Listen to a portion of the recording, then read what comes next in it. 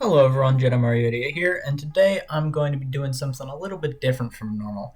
I'm going to do a Dead by Daylight tile guide. So if you're not familiar with Dead by Daylight's map generation system, everything spawns in tiles.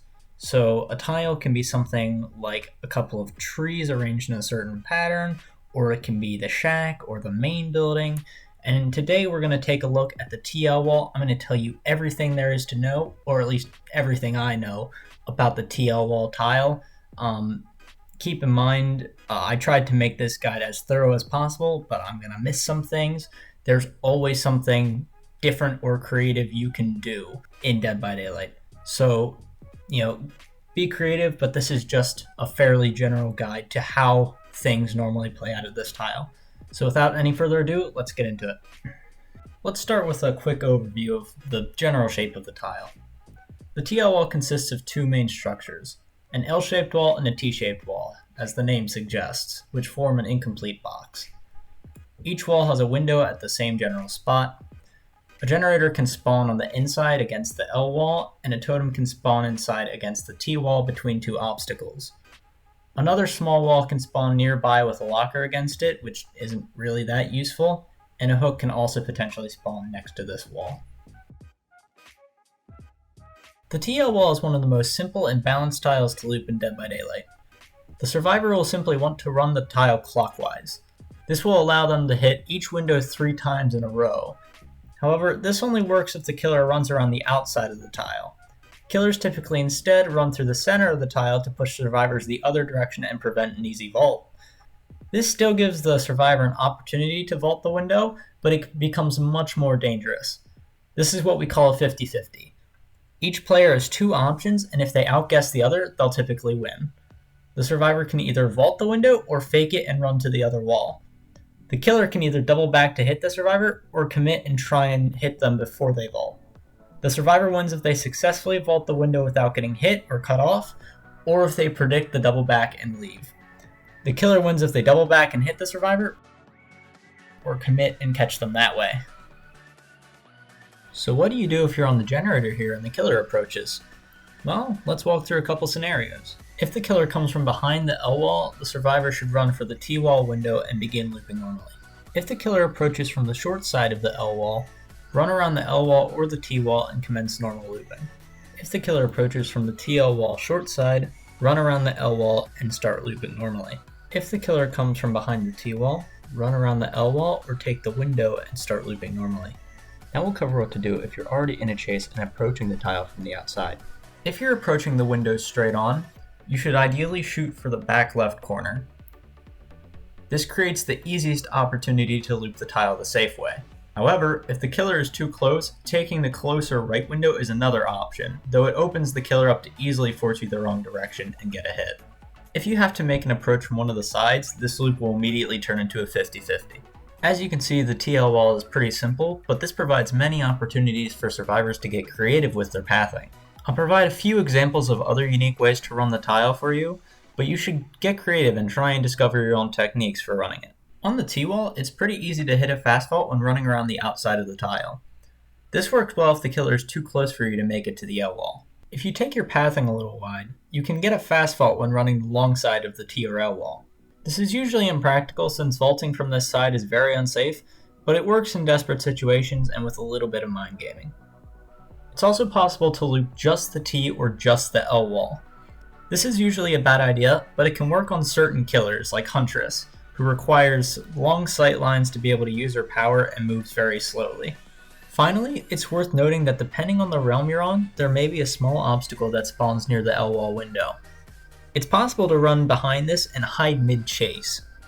This may seem a bit silly, but I was able to successfully fool my friend with it while recording for this video, so it can actually work.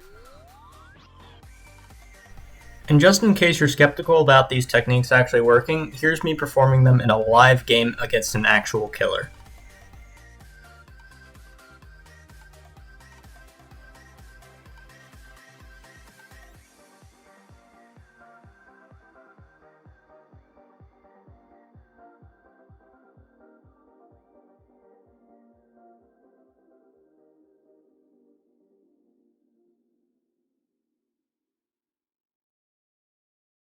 Next, let's take a look at some killer mind games, either to be aware of or to add to your own personal repertoire.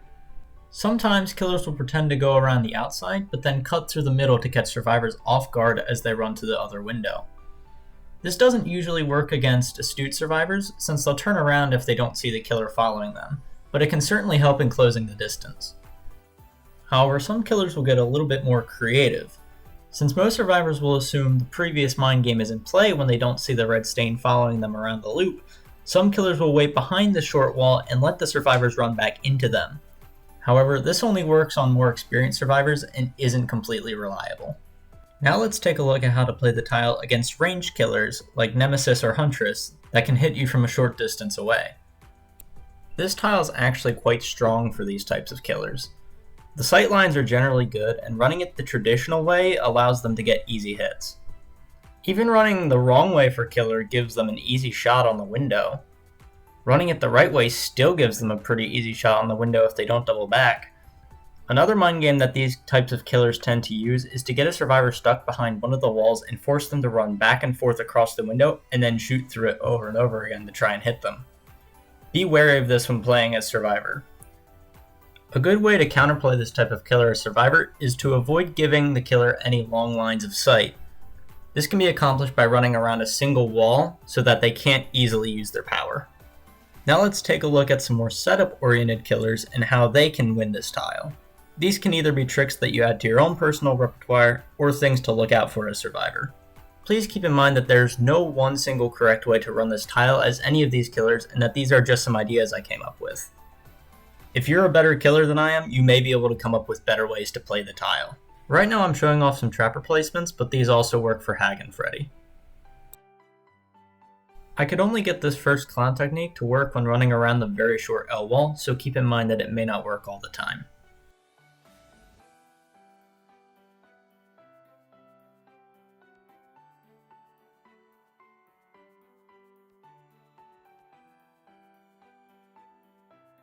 As survivor, the best counterplay to a lot of these is simply to leave the tile if you feel that you're being set up. There's not really any way to play around a lot of these, so it's better to just run away and get somewhere safer.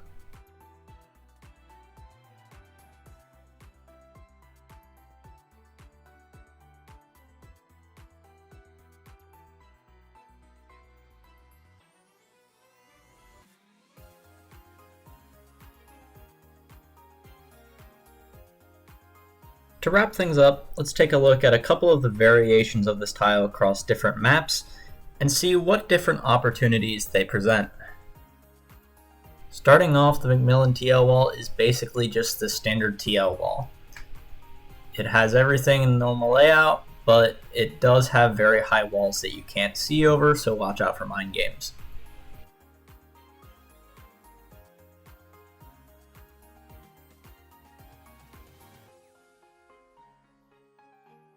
Now we come back to the cold wind tile, which we've been looking at for most of the video. Again, everything's in a normal setup, and the walls are too high to see over. However, the L wall is actually pretty short on the side compared to most other tiles, but it does have the barrel there to hide behind, so make use of that. Next up is Autohaven. Again, this has the normal setup, but the walls are actually quite short and survivors can see over them at spots. The L wall is shorter than normal, but not quite as short as on Cold Wind, and it does have the pile of tires to hide behind.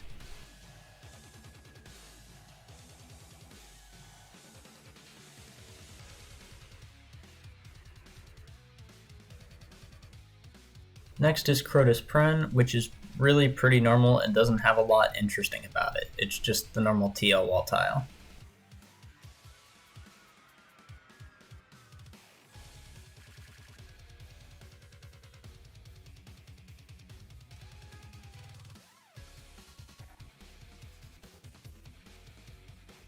Here's the TL wall on the Red Forest. Again, pretty standard, not much to speak of about it.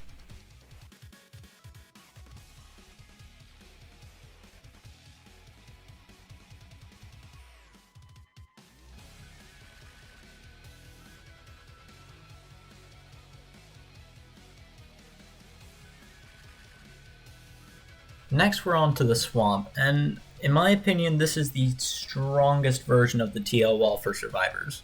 For starters, the walls are actually pretty short, and there are certain cracks in them that you can look through during chase to see where the killer is.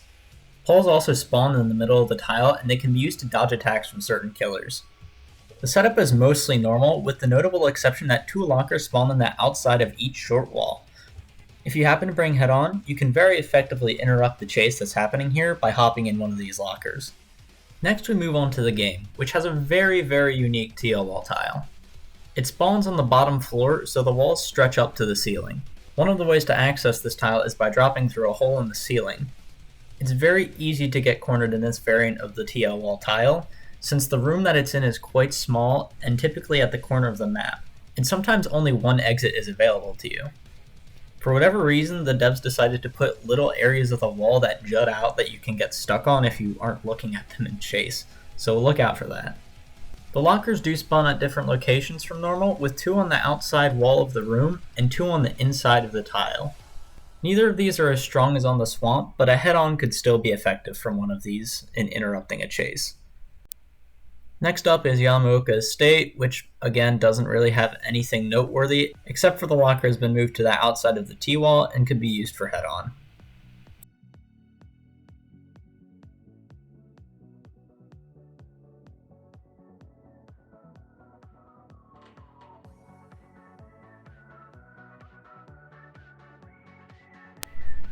Next is Ormond, again completely normal setup, except for there's an extra locker against the normal wall, which faces towards the loot. You could potentially use this for a head-on, but it probably wouldn't be as strong as some of the other ones.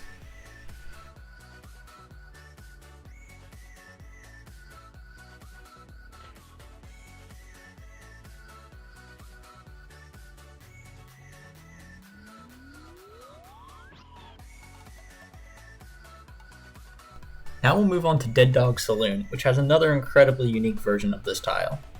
The most notable change to this tile is that the T-wall's long side is much longer than usual. This makes it incredibly hard to loop around.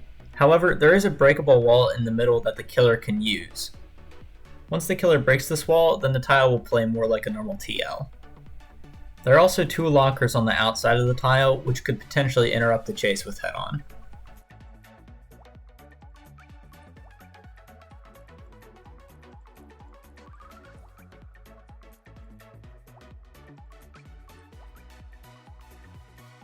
Moving on to the Forsaken Boneyard, this is another very normal version of the TL wall tile.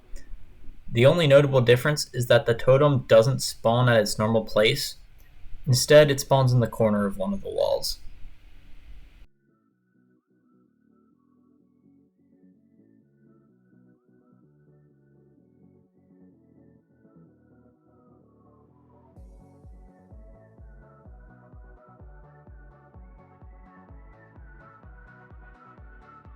Finally, the Garden of Joy. Again, this is a pretty normal setup, except for the lockers that spawn on the outside of the tile, which are really good for head-ons.